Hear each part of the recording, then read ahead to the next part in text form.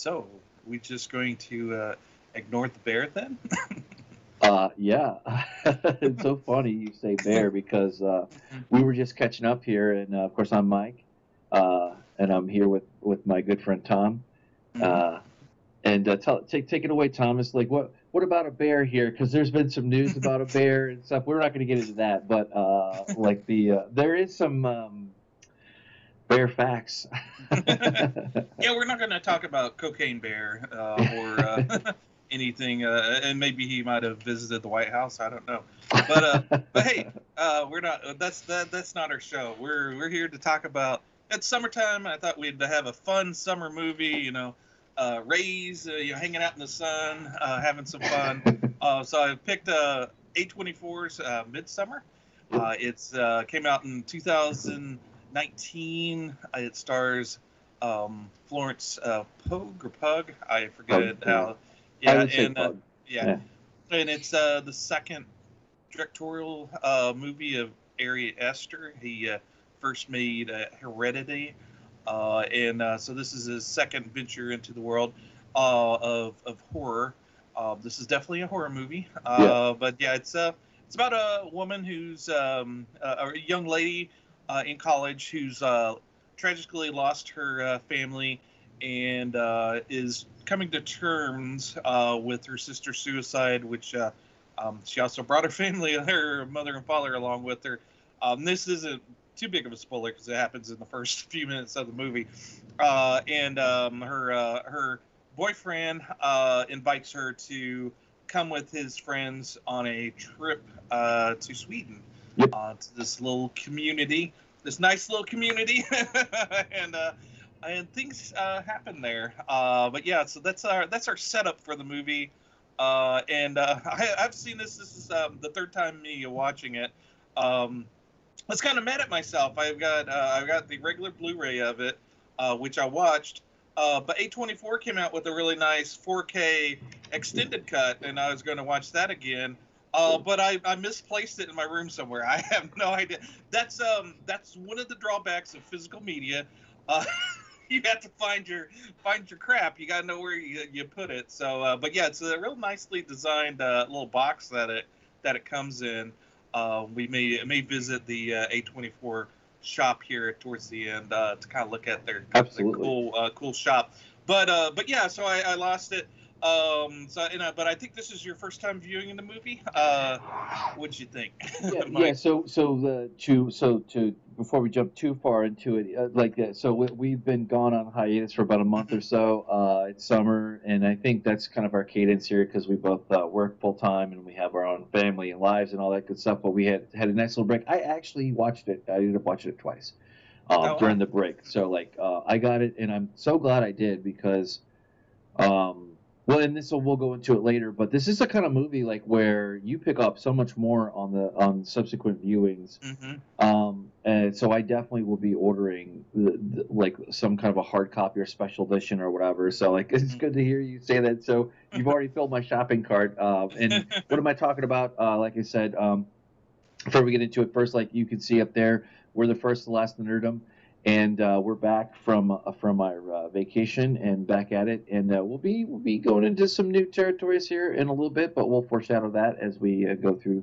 About ready to hit it up here, Yeah, you but might see a little tweaks to our setup here. It's all due to Mike. Mike's been diligent on getting everything set up, and I'm the thumbnail guy. So if you like it or dislike the thumbnail, I'm the guy to blame. But yeah, I'm impressed with Mike's little setup here. Let us know what you thank you. think out there. Well, and I'll give you credit where due. You are the ideas man more often than not, or a source of endless source of new avenues to explore, and kind of we bounce things off of each other. But I do appreciate you very much, my friend. Yeah, yeah, But and just to jump in and the Midsummer. Midsummer's the movie where a lot of people. Nothing wrong with it. They live for the Marvel movies. That's their jam. totally fine. When one of those come out, they're all hyped up, excited. Horror movies, low budget horror movies like Midsummer. That's my jam. So I get riled up and excited about these type of movies. So those are my jams. So that's lot of what I bring, the enthusiasm I bring to our show here is my love for those smaller type movies that maybe doesn't get the full scope of the spotlight like the big Marvel joints. Yeah, the endless marvels. I think as the normies kind of take to calling them. But yeah, and to get in here, we're about 5 minutes deep here. I'm going to switch the scene up here, so you'll see these things are new. Yeah, thank you, Thomas, for that for the OBS. And then just before we get really into it, if you could, and it's going to be down in the show notes, down below the description.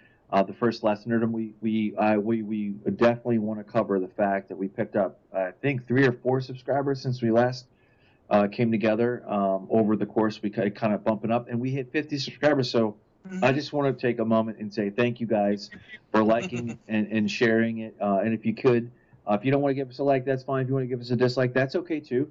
Even better if you comment down below and tell us what your ideas are or where you would like to see the community go as we grow. Slowly but surely, we are getting there. But 50 subscribers, so thank you if you subscribe.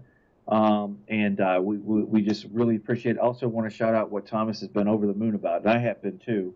Our most popular live stream was hit over 430 views. The Dune Part 2, trailer 1 for Dune Part 2. And by this time, if you're watching this now currently, they already released a second trailer. We might see something about that. We might do something with that. But wow, that's awesome. That's definitely a movie, one of many, and we're hitting in that home stretch too, to where we might have a main show about it or two, or we'll definitely be talking about it. But there's going to be a big movie season. We're just in the full fat part of that, going into the fall, the next few months. But in any case, like you were saying, this is the movie that we are covering this week, Midsommar.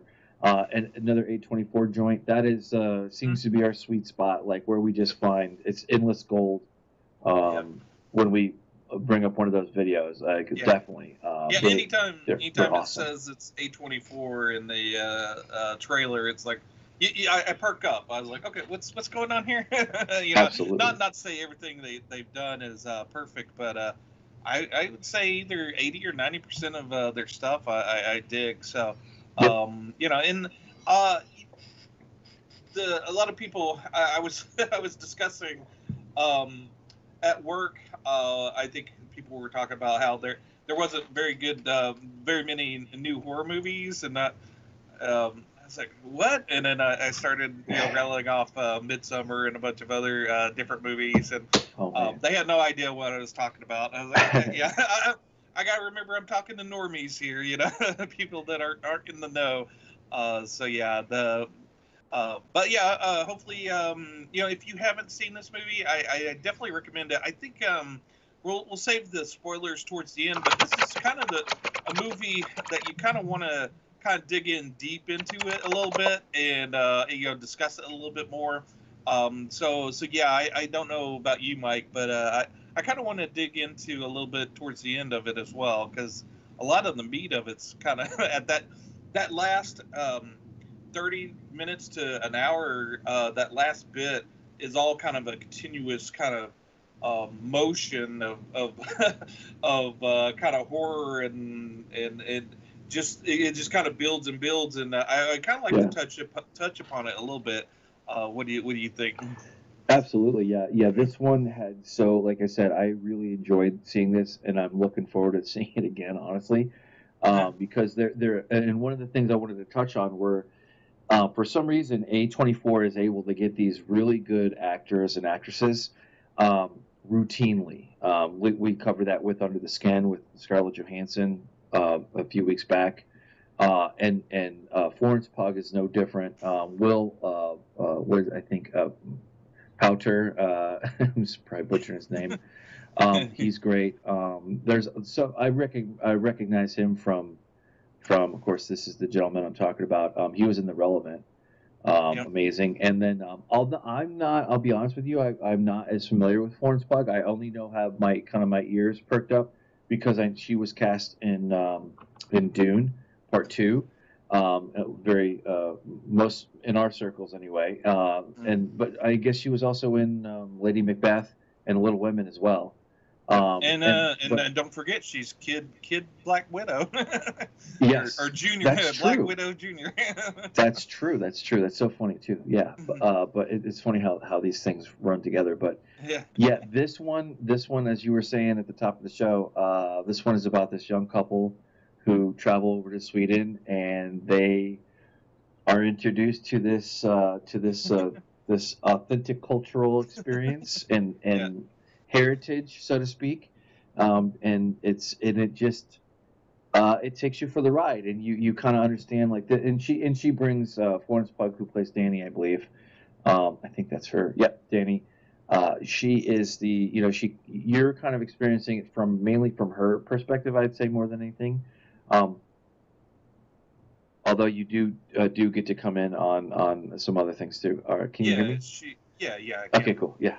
She's she's sort of like she's the main character, and this movie begins with a big punch in the gut. I mean, her losing her family tragically, and she plays it so real.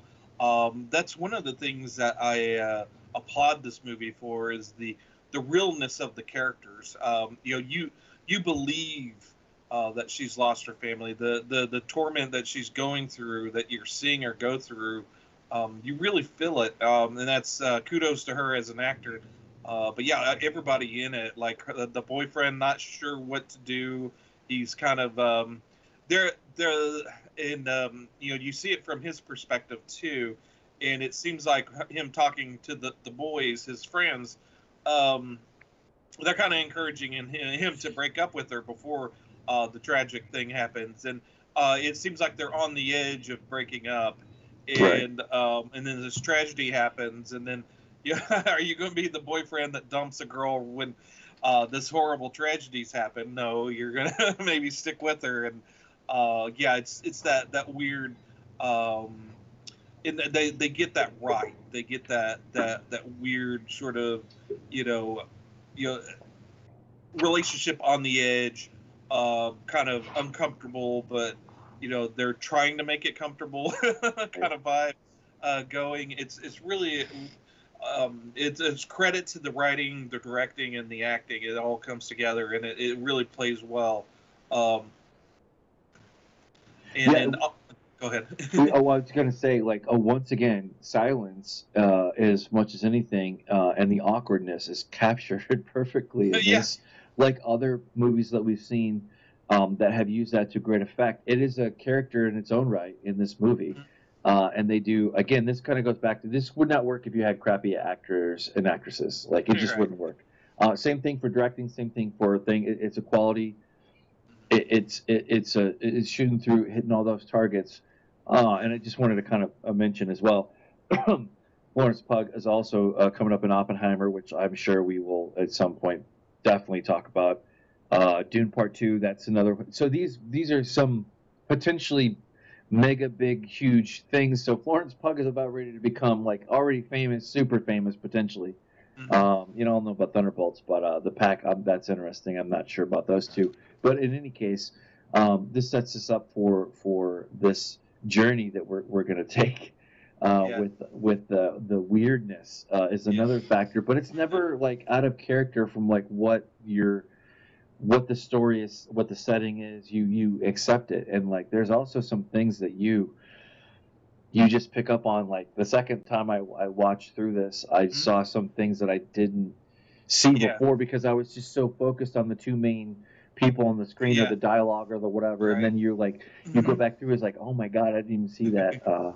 Yeah, definitely. And this is my third time going through it, and even my third time through, I'm noticing things that I didn't notice previously, or making connections. The writer-director is Ari Aster. He did Hereditary before this, another quality movie. I saw that before this, and maybe we can loop back and do Hereditary at one point as well. But it's so after seeing Hereditary, I knew Midsommar was going to be amazing if it's the same quality as Hereditary. Now he started actually, I think, production on this movie right when Hereditary came out. So he hadn't in interviews, he said he wasn't quite, coming to terms with his previous movie before he was jumping into this one. And it's a Swedish American production. These Swedish producers came to him and they wanted him to do a slasher movie in Sweden. And he was going through a really bad breakup at the time. So he kind of worked his breakup with his girlfriend, or I don't know if it's girlfriend or not, but his breakup into the movie. So yeah, it gives it that kind of fresh rawness to it as well. Okay. That he kind of it's more than a slasher movie, but you can see that there's slasher elements within the movie. Oddly enough. Yeah, I'd say it's kind of like a deconstructed bologna sandwich or something like that, like where you can see elements of it there. I mean, there's definitely shock and body horror for sure, but it's not like it's in bits and pieces. Like, well, I mean, like some of these things, but like that is like it's horror too because you're not expecting it. Mm-hmm. You're not expecting to see what you see looking at you is like, like literally like Ed Gein, kind of like making a human lampshade, literally, just it is not for the faint of heart, but it's also not like it's in good parts. I'd say they do it, they dole it out and yeah. it's not like Texas Chainsaw Massacre, like where it's just right. Or Saw, like where's this blood on the walls, everywhere, And they set it expertly. Like it starts off in the wintertime. She's lost her family. So it's really dark, bleak kind of a setting. And you're right there with her in that torment, and you're kind of going through it with her. And then she takes. There's a really nice transition where she goes into the bathroom, to kind of she's overcome with emotion, and she goes to the bathroom in her friend's apartment and closes the door, and then it quickly transitions into the bathroom in the airplane, which is kind of a nice little transition there, where she's crying in the bathroom. So they're like a crying transition. But once they land and they're driving, and it's supposed to be in Sweden, but they actually filmed in Hungary because I guess because there wasn't as big of filming restrictions. In Sweden, you could only film for 8 hours a day. So they substituted Hungary for Sweden. But yeah, so once she goes to that community, isolated community in Sweden, you get into this lush kind of area with all these flowers and growth and kind of a quaint little buildings and whatnot. And much like her, you're kind of refreshed. You're like, oh my gosh, you can finally take a breath of fresh air. You're there, and so you're like her. You're very much wanting to accept this community. It's kind of an interesting way that he kind of sets it up to where you're kind of feeling the emotions that she's feeling to some extent. That's true.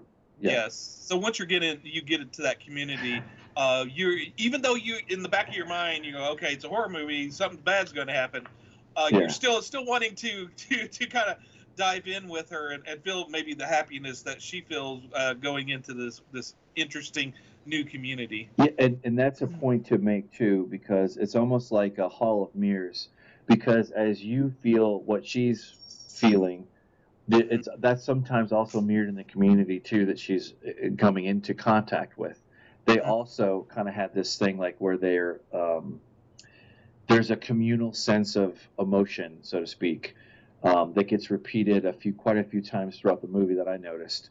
It kind of just amps up the whole feeling of creepiness because you kind of, it's kind of like when you step to the edge of a height, and you like look down and you're like, oh, whoa, that's kind of that disorienting feeling that you can feel initially, which they like you were saying, masterfully dole out throughout, as you you come to realize, like, it's not all as well in this not all as it seems, and of course you are taken away with the ride, throughout this, and the other thing too is like, as dark as it can get, it's so bright and airy, which also screws with you too, which is another thing that the A24 films seem to have, this ability to project the atmosphere from the movie to you, for you to feel that. There's just an extra layer there that I really appreciate with these films, and this is no exception. It's sort of like horror in the sunlight. It's it does put you off kilter on things. It's like, okay, what's going on here? And so you're there's an extra layer of shock when something happens, and it does it in an expert way of surprise, without it being jump scares. There's a lot of times there's build up to what's happening, and you're like, oh no, that's not going to happen, is it? And it's like, oh no, oh yeah, it is happening. We're taking it the full way. And on top of that, and actually pause there, because I'm gonna.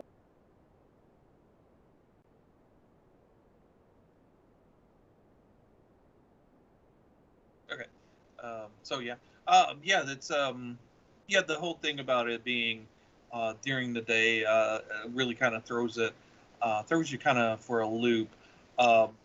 The one of the way Ari Aster kind of describes it as a breakup film, which makes sense.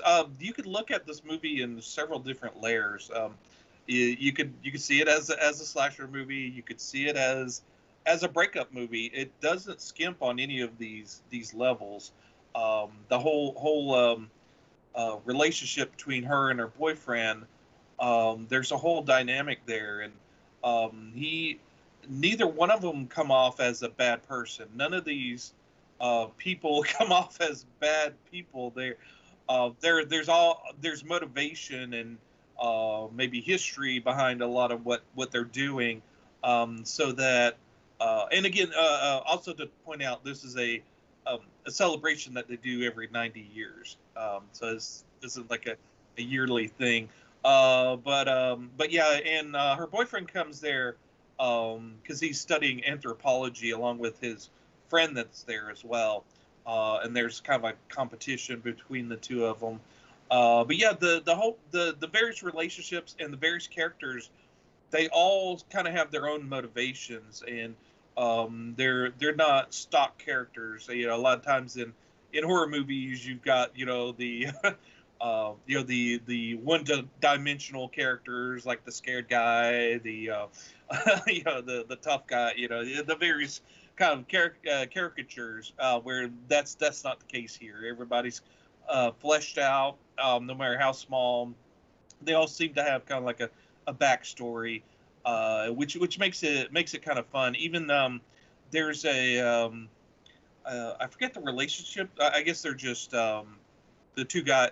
The guy that invites them to the celebration, he's one of the members of the community, and then his another person from the community also invited a couple of other outsiders as well to that.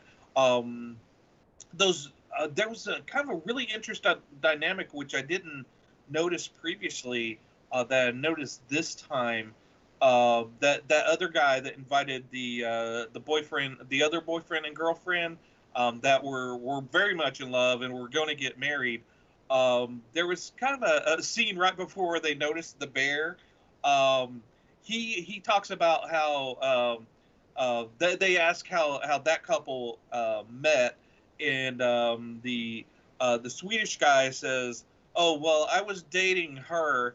And she was like, "No, we just had went on a date, and then through him met the guy that she's eventually engaged with, who was a friend of the Swedish guy." So there's sort of, I realized that there was that love triangle in that the Swedish guy. I realized his intentions if you realize what happens at the end of the movie, it's sort of like maybe he's getting his revenge, possibly on the girl and the guy that maybe he loved the girl. But yeah, there's like little things going on in the background that you could notice that are full stories that you could kind of develop. And then also there's a lot of various kind of primitive drawings on the wall that kind of and on the cloth and various things that kind of foretell what's going to happen in the movie as well. Mm-hmm.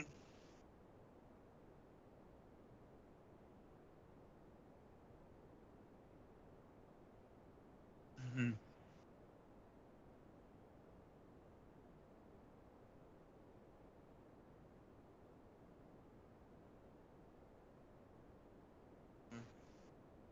Mm-hmm.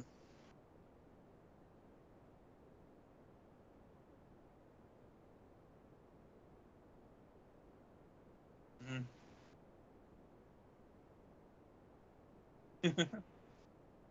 Uh-huh.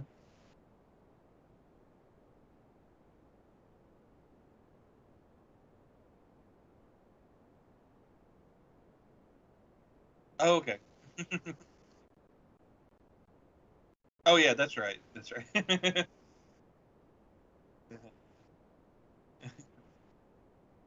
Yeah, yeah, and he was sort of like the humor element of the movie, but there's something else going on with him as well. There's sort of a deeper thing, and there's something that happens with him that um, in slasher movies there are kind of a killer with a mask that's in it as well. That's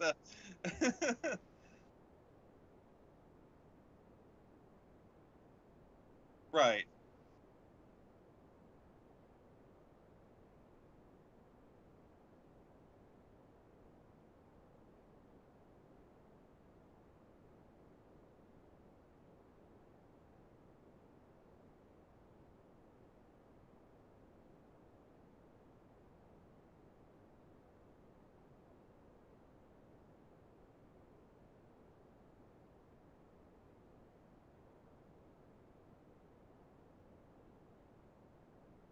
right, yeah.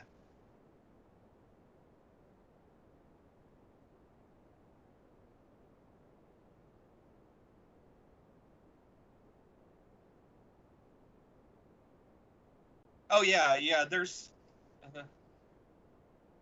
yeah.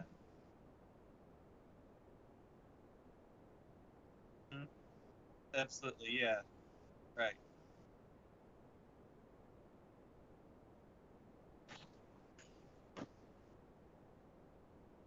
Yeah. Mhm. Yeah.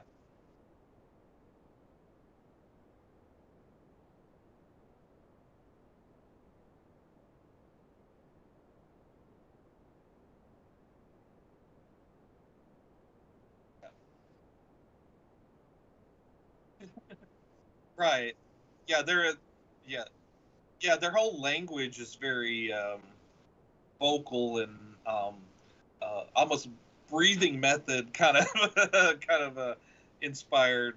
There's a lot of huffing and uh, just expressing themselves in that way. It's kind of and Yeah. it's hard to describe, but once you see the movie, you kind of understand it.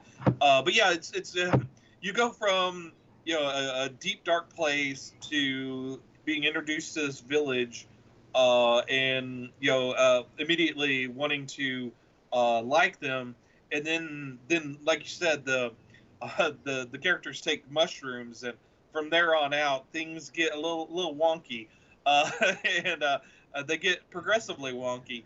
But Right. but It yeah, just goes from there.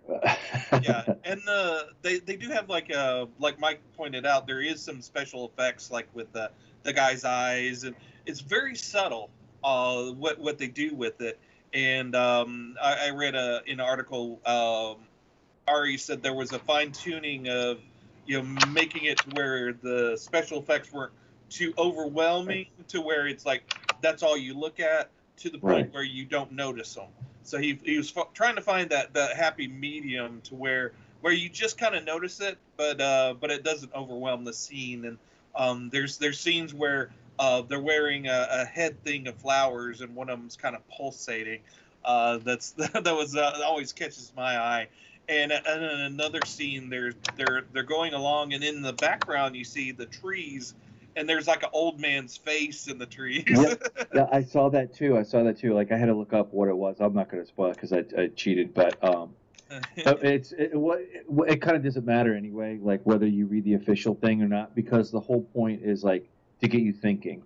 And this is one of those movies like that I like to exclaim over and over and over again, like where these are the ones like where you get done watching, you don't know how you feel, you know. Or there's some aspect that you can't quite put your finger on, but then you go back and think about it. And I had some time, and I definitely had that everything is like doped with different foreshadowing. Yeah.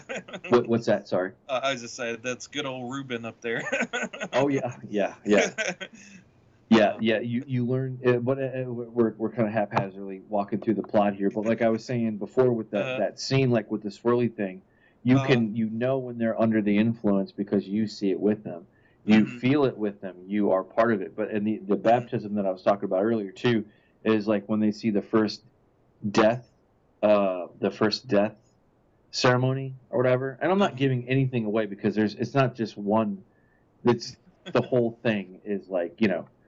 Kind of like it begs and borrows and steals real parts from real life, like pagan things, but just enough to be like add its own universe that it just sucks you in.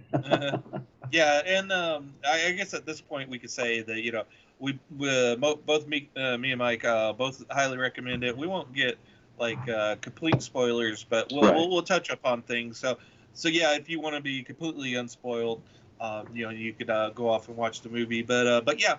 And then maybe come back and finish this up here, but yeah, it's one of the things that Ari Aster kind of described it as is a perverted Wizard of Oz, and I think I read about that. Yeah, I kind of watched it through that eyes, and it sort of is like a fairy tale because, you know, in a lot of fairy tales, the princess or the girl in the story loses her family, right? And it's true. And in the Wizard of Oz, she gets the you know her three guys to take her along, and you have the three guys. You have her boyfriend, which I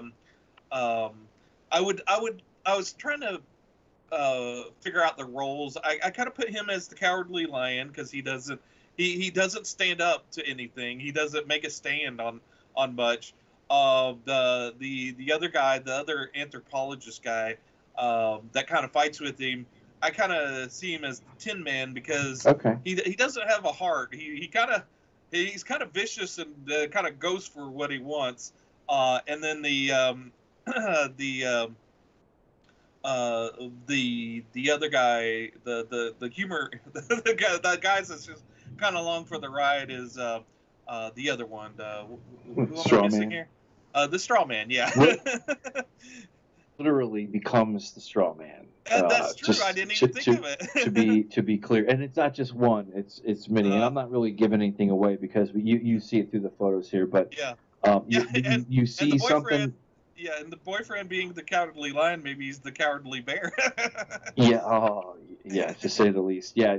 This one, that's a good way to put it because it is a fairy tale. It is kind of laid out like that, to like where.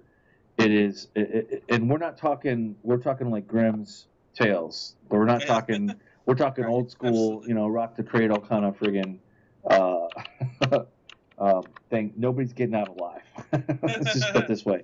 Yeah, and by the end of it, taking that fairy tale thing along to the end, she becomes a queen, a princess. Right. you know, she kind of finds her place. Yeah, it's so funny you say that because it's definitely Disney.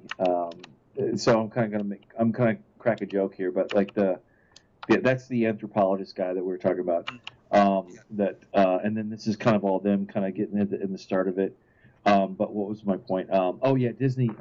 So like kind of like we're talking old school Disney.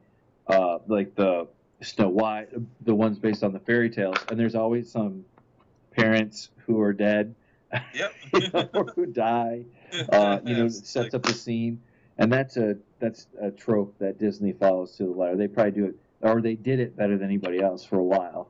But this one does it as well, and it's even more. It's just so visceral and graphic and bizarre, and it draws you in every step of the friggin' way. You just can't help but look and watch. You can't close your eyes for long.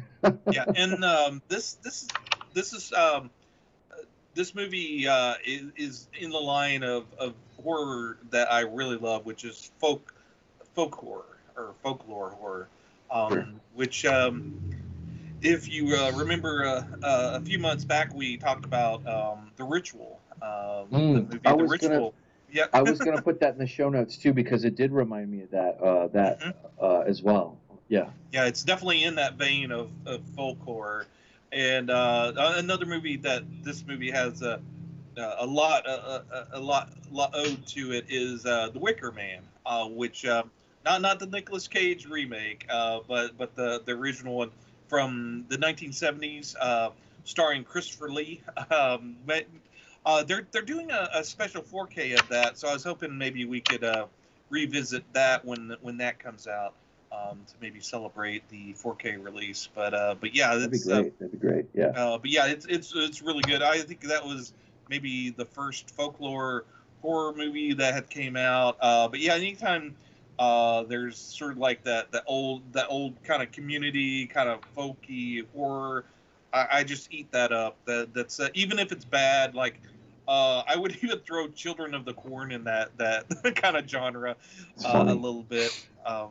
But yeah, this does it right. This is whenever people say, a horror movie can't be good, I would show them this. It's like, no, it can be good. The only thing I kind of have a quibble with is maybe the turnaround. Like they said that this happens every 90 years. That means that none of these people experienced the previous one, so but they all seem to know what to do. It kind of it seems like they're all old hats at it, so to speak. So I would maybe tweak it and maybe make it a little bit more frequent. Maybe not every year, but maybe a little bit more frequent. That's my only mental quibble about the movie. But it's a very small, minor one. Yeah, I kind of just went along with the ride. It didn't bother me too much. But it is kind of a chore to kind of like pick out, the number of stuff throughout this. But it's not hard. You don't really need. It doesn't really. I mean, it just adds another layer to it. But it's not essential. Right. But yeah, the 90 every 90 years, they all come together through this whole series of festival, whatever you want to call it, and it's basically a purging of the negativeness for a little bit. And nobody lives for long, though. Yep. And that's an ominous building in that picture. Very ominous. Very ominous. And that's another thing. It's ominous, but it's a bright yellow construction. So your eyes kind of drawn to it, and they say, oh well, you can't go in there. So you along with the characters are kind of curious about that building. Mm-hmm. And you're like, well, so what's going on in there? And this is another movie where I complain on a regular basis that movies are way too long. There's no need for a Marvel movie to be 2.5 hour, 3 hour epics. There's no reason for them to be epics like that. They should be hour and a half, 2 hour movies. Now this movie is 2.5 hours, and it doesn't feel like it. It actually, to me, it felt like more like an hour and a half, to be honest with you. Like right. it was over before I was ready for it, to be honest. And the special edition adds almost another 30 minutes to it to bring it up to 3 hours. So, so yeah, it's one of those movies that needs that time, that space to breathe. You're living in that community, and if they cut it down to an hour and a half, you'd have felt rushed, and you wouldn't have understood what the characters were going through. Right. One of the things I noticed, they take the Florence Pug character through the steps of Right. being in a cult to transition a person mentally to joining a cult. They take her through the various steps, very realistically and logically through it to kind of break down her barriers, Yeah, to make her accept this group. yeah, like brainwashing. Exactly, absolutely. Yeah, and the one thing that just struck me here is that there are not the rune thing, that's beyond my scope. But aside from just its accoutrement for the show, for the movie, but there's this repeating of very basic shapes and patterns throughout, and that was from that. Everything's like it's very simple and very basic, but you see them repeated over and over again where man and nature kind of meet. It's just interesting, like just like everything is green, greens are greens, the blues are blues, Right. the yellows are very bright and vivid. They use that to add this layer. It's kind of welcoming, but at the same time, by the time you kind of sit down at the table with them, you're already committed. You're not getting out. You're kind of drawn. You're drawn in, which is like over and again, just the whole everything blends in together, Right. with the whole natural cycle of this wheel that they follow, this pagan wheel with. Yeah, and it also helps that it's not on a set. They actually went out and kind of plowed out the area and kind of built all of these buildings. Oh, wow. So it's all a little community. They were there when they were filming it. So yeah, it gives it that realness because it is real. That whole vibe of it. Yeah, it just kind of plays on that. And they also said that there was a very big wasp problem there. Oh, really? Well, yeah, it was during the summer, obviously, and yeah, it was very hot and a lot of wasps. So yeah, it probably wasn't a whole lot of fun to film, but but yeah, I'm sure it was kind of neat being on that whole little community kind of thing. But yeah, it's and that the actor, I haven't seen him in. I don't think I've seen him in anything else, but he's really good. Jack Reynor. Reynor, yeah. Yeah, Reynor. And Florence, she gives it her all. She's crying. She's kind of bearing her soul in it, but he also does the same thing.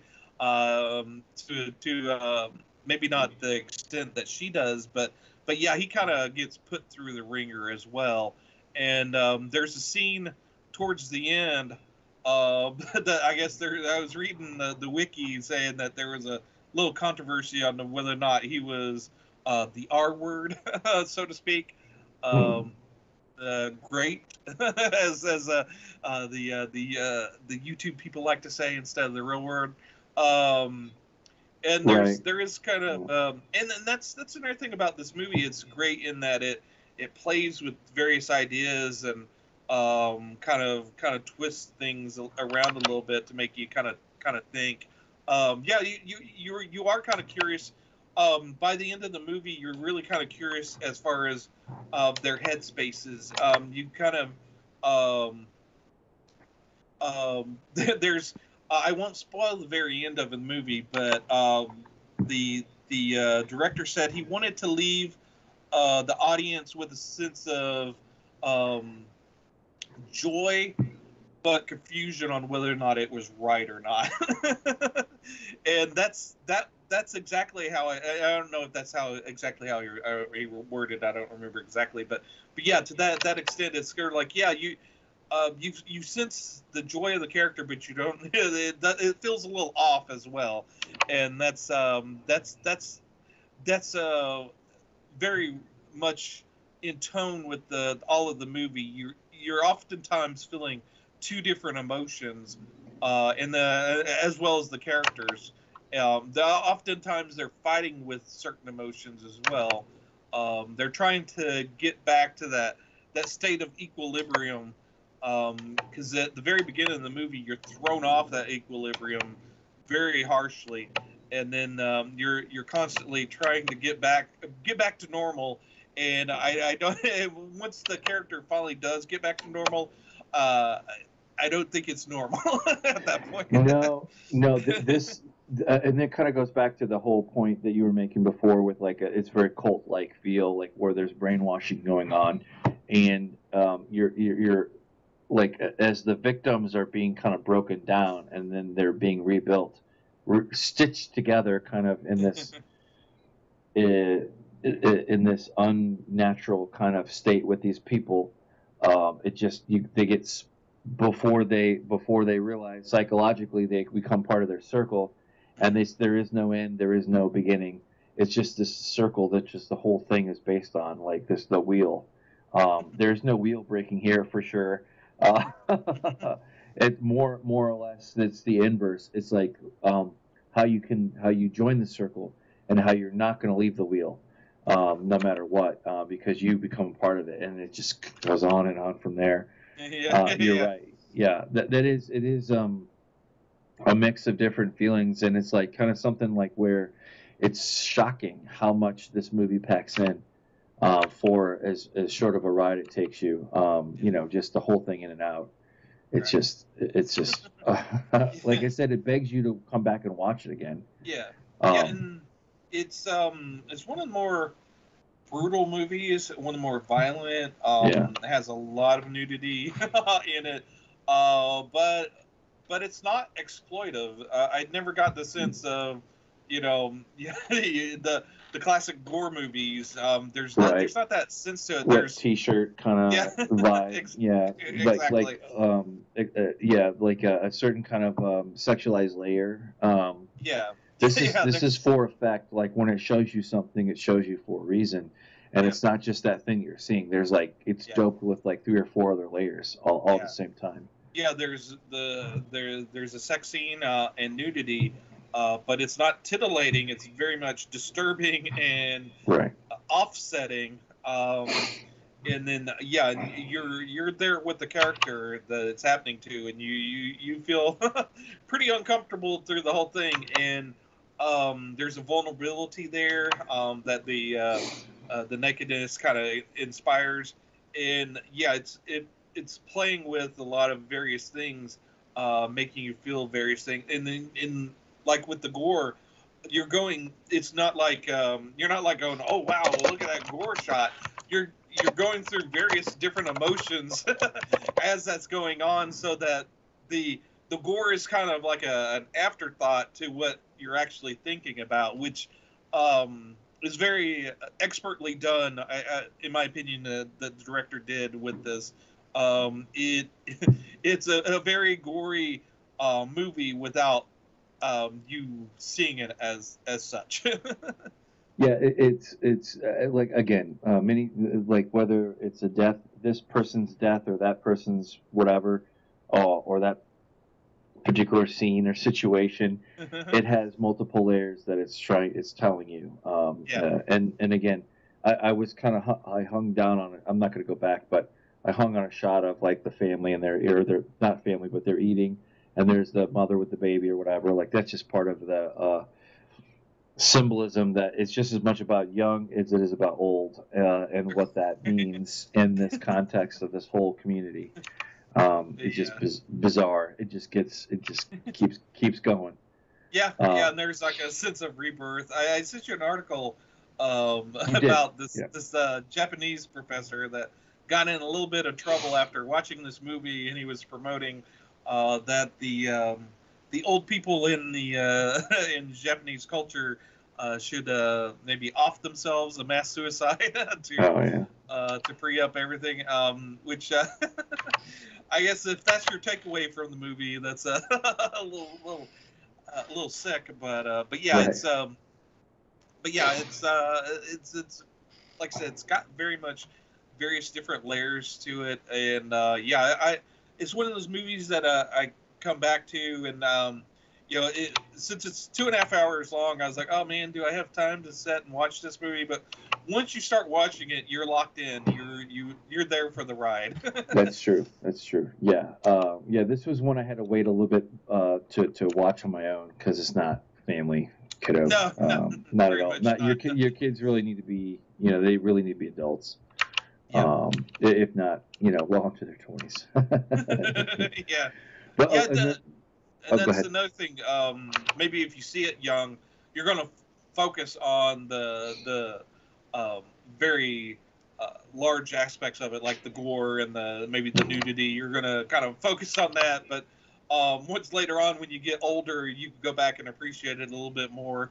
I'm just thinking about if I'd seen it as a young person, I'd still like it, but maybe for the wrong reasons, and then go back and watch it and like it for the right reasons, I don't know what I would think or feel way back when, unless I really dived into it. But I definitely know that it would have been memorable for sure. I don't know that I would have necessarily liked it, but I would have definitely I would have remembered it for sure. It would have been iconic for sure. Yeah. I just wish more movies were like this, but I'm glad that they have this is out there. Like, it is not for the faint of heart. Definitely put that up there. I think I've said that before, and you have too in your own way. But yeah, everything X marks the spot for damn sure. That's for sure. And there's those runes that you were talking about. But yeah, Ari Aster, he's one of those guys, writer director, that is on my radar. I watched his Hereditary. He has a brand new movie that came out just recently called Beau is Afraid, with Joaquin Phoenix, another great actor. I don't know if it's a horror movie. It's more of a kind of a bizarre movie, and I think it's just coming out on Blu-ray recently. So I'll be picking that up. Maybe we could visit that at a later time too. But I think so. Yeah, I want to follow him and I want to see where he goes because he's got the touch for sure. Oh, go ahead. Sorry. No, I was just gonna say, like, I think IMDb. We always kind of touch on this a little bit. IMDb said this was like a 7.1. In my opinion, it's more like an 8.5. Easy. I'd give it a 9 or a 10. But yeah, it fits right in my wheelhouse. I like very strange movies that are a new experience for me. This is definitely fits in that that category. Yeah, that's all I wanted to say. Sorry before I interrupted you. Oh, no problem. I was going to send you a link to a YouTube video, and I'll leave it up to you whether or not you want to play the audio or not. I don't think this would get us struck, but yeah, there's talking about what A24 in their shop.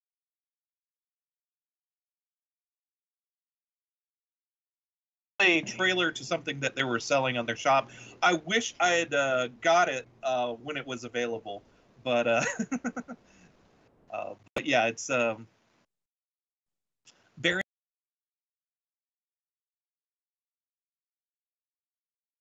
able to play it. I had to wait for the video or audio. Oh, there you go. Yep. Okay. No, I had to wait a moment. All right, we're back. Yep. So a little technical difficulties. I think we had a bear in the Matrix for us, but yeah, I was introducing Mike to this fun little promo that the A24 did for a product that they sold on their website. Okay. That was in relation to the movie. All right, let me hit the go button here. It's a bear, it's a bear. It's a bear in a cage. They sold a little bear in a cage. Yeah. That sells for like hundreds of dollars now on eBay. So it's not really a fun way to get it. But yeah, it was a bear in a cage. I would definitely have snagged one if I could have. That's so fun. That's pretty fun. Yeah, and that'll be in the description down below if you want to check it out too. Yeah, and that's so a little creepy. Song. Yeah, it's sort of like a kind of a classic 80s or 90s video where they're like, it's a bear, it's a bear, it's a bear in a cage. The official Midsommar Bear in a Cage. Now Midsommar. available at shop.a24films.com. Not compatible with other games, including Skin the Fool. Yeah, and I don't know if it'll screw us So we up or just gotta not, ignore but the yeah, bad. if you wanted to It's a bear. go to the A24 shop, we can. I say, let me do that here. I might go ahead and do it here live. We'll see what happens. Probably playing with fire. Yes.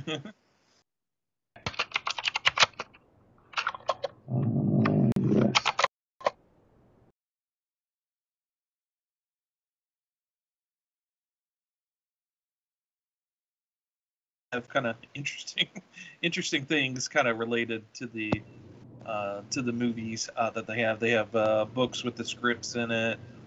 They are selling a bear T-shirt from the movie. That is funny. Yeah. They had the barn there too. Yeah.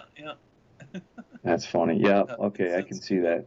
Yeah. That's the collector's edition 4K edition. Yeah. That's. But yeah, I think a lot of times they end up doing the 4Ks. So yeah, like I think they also came out with the Green Knight, and the Green Knight 4K is a collector's item on the site, as well as the Lighthouse. Yeah, those are the 4K discs that they have. That's crazy. But yeah, the Midsommar, it's again one of my favorite movies. It's the 4K is a little expensive. I won't lie. A24 is kind of pricey, but it comes in the actual. If you look, the maypoles on the cover of it, and it's a cloth. It's kind of a cloth binded cover, so it's a really nice, very quality thing. And then when you pull it out, it comes with a little book with a lot of the production designs on it. So it's kind of fun to look at. So yeah, it's a quality thing, but again, it is pricey. So you are paying a lot for those extra 30 minutes. But yeah, I'm since it's one of my favorite movies, I had no qualms about getting it. Because it's probably like it says, it's a collector's item, so there's probably a limited number of them, and yeah, so. But yeah, once I eventually find it in my room somewhere, I know I had it in one place, and it was kind of in the way, and I got tired of it being there, and I moved it to a different place, and I can't remember where I moved it. So. Right on. Yeah, I can already see a few things that I could easily drop a few pennies, nickels, and dimes on for sure. So thanks for making my wallet hurt a little bit more, Tom. Oh, no problem. Yeah, and then you guys out there, I think we're kind of getting on the tail end of things. If you have a favorite A24 movie that we haven't, we've gone through quite a few of them, but there's quite a few more. If you have a particular favorite that we haven't hit upon, go ahead and give us a comment. Like and subscribe if you like the video. Because if you made it to the end here, you might have liked this. So, unless you're hate watching, and then I do that on some things as well. So I'm not gonna blame you for that. I think we all liked our Team Z and our soap opera kind of moments where we let our hair down. I think that's pretty human. Yeah, for sure. Yeah, I used to watch reality TV, and I was junkie for it. But I've kind of transitioned over to the trash talking on YouTube as my reality TV. So there's a few channels that I catch up on that I won't spotlight here because it's not really our scope. But yeah, they're definitely out there. There's certain various different entertainment out there on YouTube, and we appreciate the fact that you are giving your eyeballs to us because, like I said, there's a lot of different things out there that you could be watching. Absolutely, yeah. We want to say if you made it this long, thanks. And always, as always, look at our back catalog. You'll find something that we covered that you'll like. And as we go forward here, there's going to be a lot of more opportunities to do this. But stay tuned. We have special developments coming out later in the week. But but you'll have to tune in. So go ahead and hit that subscribe button, that little bell button, and you'll be notified when we go live. So I'll just leave it at that. I'll go a step further and just say that it may be the death of the grab bag, gasp, but there may be something replacing it. So stay tuned. Indeed. And with that, I think we just to go out in there and check it out. Any A24 flick you're gonna like. But we've covered quite a few, and I'll try to put a playlist together at some point of all the ones that we've covered. Maybe, probably not, but we'll get on that eventually. But in any case, we are back we're happy to be back in saddle, and we thank you so much for spending your time with us, and we hope that you would be so kind as to share us out everywhere, and give us, even more important, engage in conversation with us. We're both on Twitter. I put Tom's thing there, so give us a shout if you see us in and around the interwebs. But with that, I've been Mike. I'm Thomas. Yep. And look out for bears.